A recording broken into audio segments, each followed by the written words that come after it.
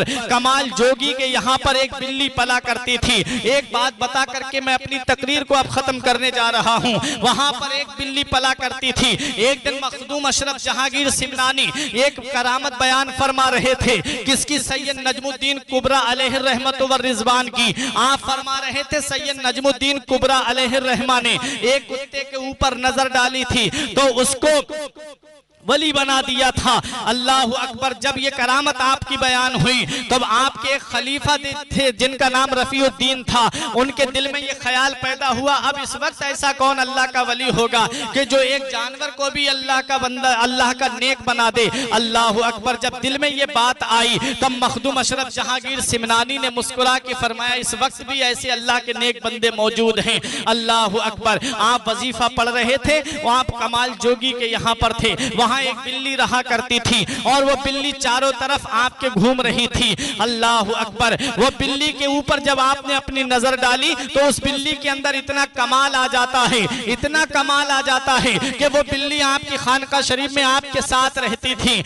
تاریخ بتاتی ہے کہ جتنے مہمان آتے خانقاہ میں وہ بلی اتنی ہی بار جا کر کے باورچی خانے میں بولتی اور باورچی اس کی بلی کی آواز کو سن کر کے سمجھ جاتا تھا کہ آج اتنے مہمان آئے ہیں. ایک بار 5 بار بلی بولی اور اتفاق سے مہمان 6 آئے ہوئے تھے. کھانا جب سامنے رکھا جاتا ہے دسترخوان پر یہ اللہ والوں کی بارگاہ ہے کہ جہاں پر بھوکوں کو کھانا کھلایا جاتا ہے جہاں پیاسوں کو پانی پلایا جاتا ہے. آج بھی بہت ساری خانقاہوں میں آپ کو لنگر ملے گا اور ایک بار بلی عادت کے مطابق بولی لیکن جب کھانا لنگر خانے سے لے جا کر کے جب دسترخوان پہ رکھا جاتا ہے تب وہاں پر مہمان زیادہ نظر آتے ہیں. وہاں پر زیادہ مہمان مل جاتے ہیں. ایک مہمان زیادہ تھا. اللہ اکبر. مخدوم اشرف جہانگیر سمنانی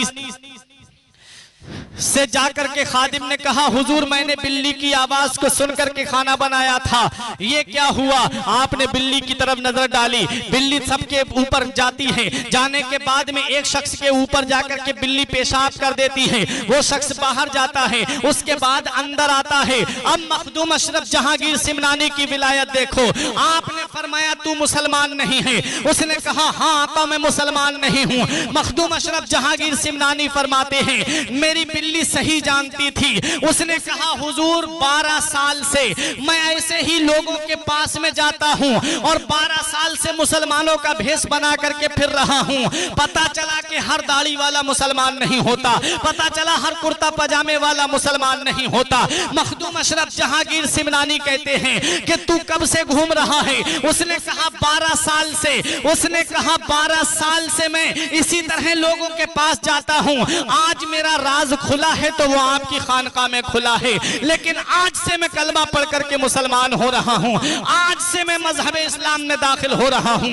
آج سے میں مذہب اسلام کا سچا تبلیغ کرنے والا بن رہا ہوں. اب پتا چلا یہ مخدوم اشرف جہانگیر سمنانی کی صحبت میں رہنے والی بلی کا یہ کمال ہے کہ مسلمان بھی پہچان لیتی ہے اور غیر مسلم بھی پہچان لیتی ہے. تو پتا لگاؤ کہ مخدوم اشرف جہانگیر سمنانی کی ذات کا عالم کیا ہوگا, پھر ان کے مقام کا عالم کیا ہوگا, پھر ان کے مرتبے کا عالم کیا ہوگا.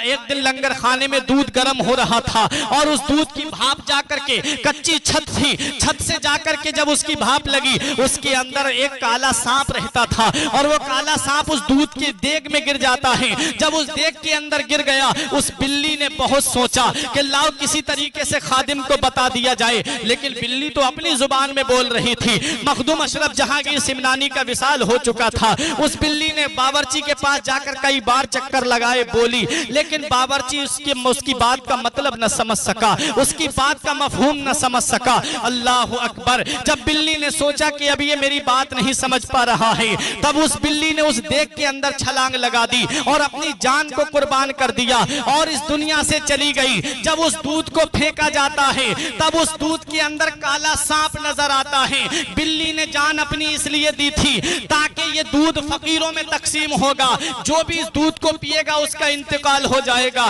جو بھی اس دودھ کو پیے گا اور وہ اس دنیا سے چلا جائے گا. آج کی چھوچا شریف کی سرزمین پہ جا کر کے دیکھو, سید مخدوم اشرف جہانگیر سمنانی کے روضے کے برابر میں اس بلی کا بھی مقبرہ بنایا گیا ہے.